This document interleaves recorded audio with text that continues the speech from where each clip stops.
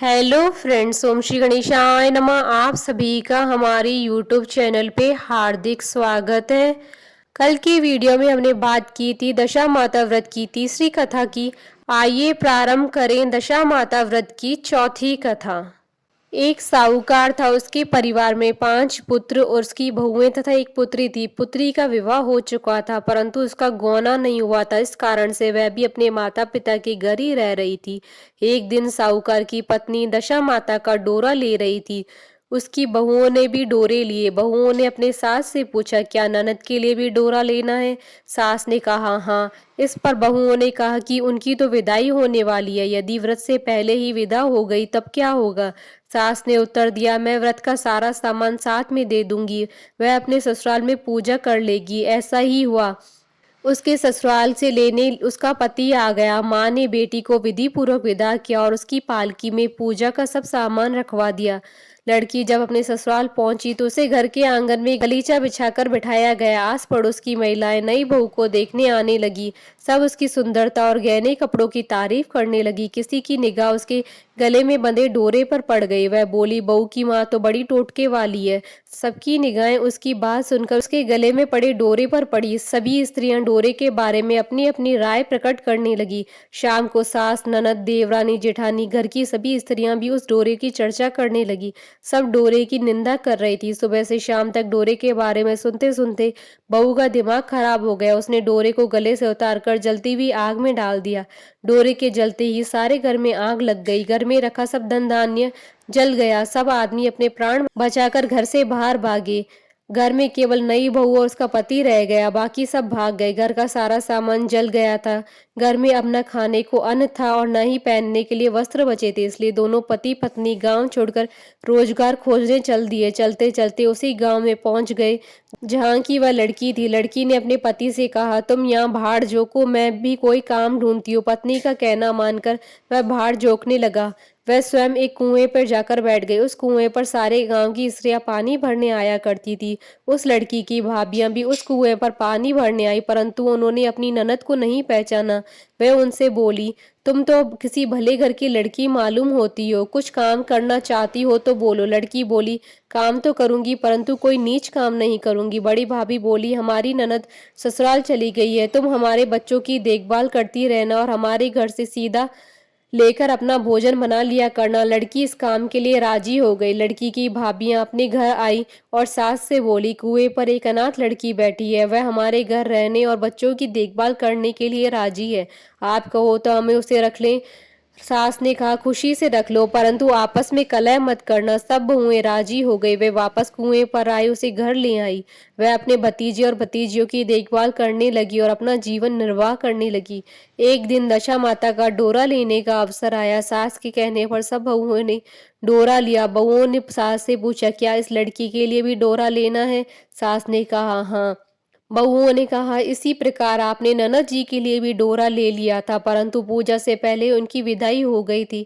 अब इस लड़की को डोरा दिलाना चाहती हूँ, यदि वह पूजा से पहले चली गई तो क्या होगा? सास बोली, तुम्हारी ननद ने अपने घर जाकर पूजा की होगी। यह लड़की पूजा होने तक इसी घर में रहेगी तो अपने आप पूजा में शामिल हो जाएगी। यदि कहीं चली गई तो वह वहां पर भी पूजा कर लेगी। सर्वसम्मति से लड़की ने दशा माता का डोरा ले लिया। 9 दिन तक वह दशा माता की कहानी तथा व्रत पूजन में शामिल होती रही।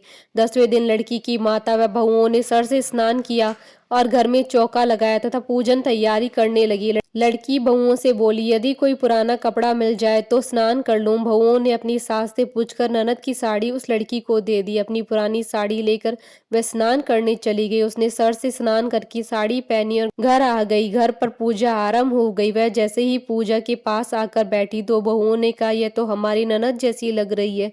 इस पर सास ने नाराज होकर कहा, तुम्हारे मन में जो आता है बोलती रहती हो, पूजा के समय भी चुपचाप नहीं बैठा जाता है। चुप रहो, मुझे कथा कह लेने दो, तुम्हारी बातों से कथा में विघ्न पड़ता है। बहुएं चुप हो गई। घर की सभी स्त्रियों ने पारण किया, लड़की ने भी पारण किया। इसके बाद स्त्रियां एक दूसरे का सर गूंथने लगी। एक ने लड़की का सर गूंथना शुरू किया। वह बोली, जैसी गूंथ सिर में है वैसी गूंथ हमारी ननद के सिर में भी थी। सास नाराज होकर बोली, तुम मेरी बेटी की तुलना से क्यों कर रही हो? सास ने बहू को डांट दिया, परंतु उसकी बात मन में ही घर कर गई। उसने लड़की से कहा, आज रात में मेरे पास सोना। रात को जब बहुएं सो गई तो उसने लड़की से पूछा, तुम्हारे पियर में कभी कोई था? उसने जवाब दिया, मेरे 5 भाई और भाभियां थी, तुम जैसे माता पिता थे। उसने फिर पूछा, क्या हुआ? लड़की बोली, पियर में मैंने दशा माता का डोरा लिया था।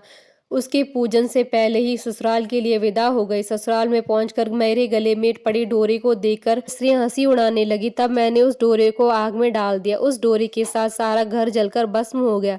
सब लोग भाग गए। हम दोनों भागकर इस गांव में आ गए। उसकी माँ ने पूछा, तुम्हारा पति कहाँ है? लड़की ने कहा, वह भड़बूजे के यहाँ भाड़ झोंकता है।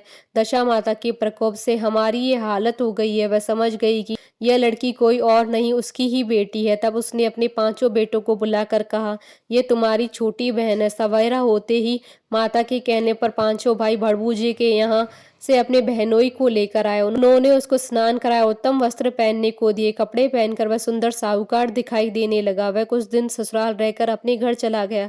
घर पहुंचकर उसने देखा कि सब लोग पहले की तरह सुखपूर्वक रह रहे हैं। इसके बाद वह अपने ससुराल आया और अपनी पत्नी को विदा कर ले गया। वह अपनी दशा पर विचार करती हुई जा रही थी। मार्ग में एक नदी पड़ी। उस नदी में स्नान करके अप्सराएं दशा माता का डोरा ले रही थी।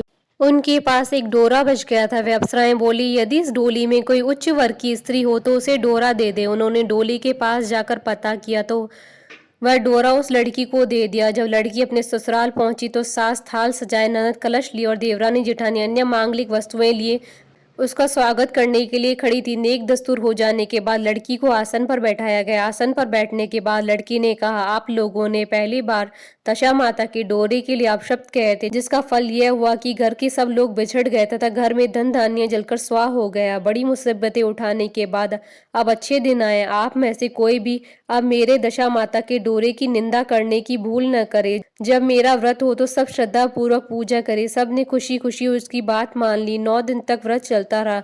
10वें दिन विधि पूर्वक डोरे की पूजा की गई। 7 सुहागनों को न्योता दिया गया। उनका श्रृंगार करके आंचल भरा गया। इस प्रकार दशा माता का पूजन समाप्त हुआ।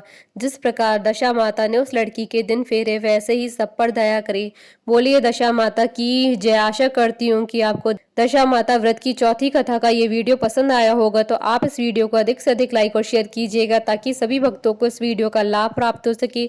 आप हमारे चैनल को सब्सक्राइब जरूर कीजिएगा अगर अब तक नहीं किया है तो, ताकि आप और हम कनेक्टेड रहें। साथ ही प्रेस करना ना भूलिएगा बेल आइकन को, जिससे नए वीडियो से रिलेटेड नोटिफिकेशन आपको तुरंत प्राप्त हो सके। ओम श्री गणेशाय नमः।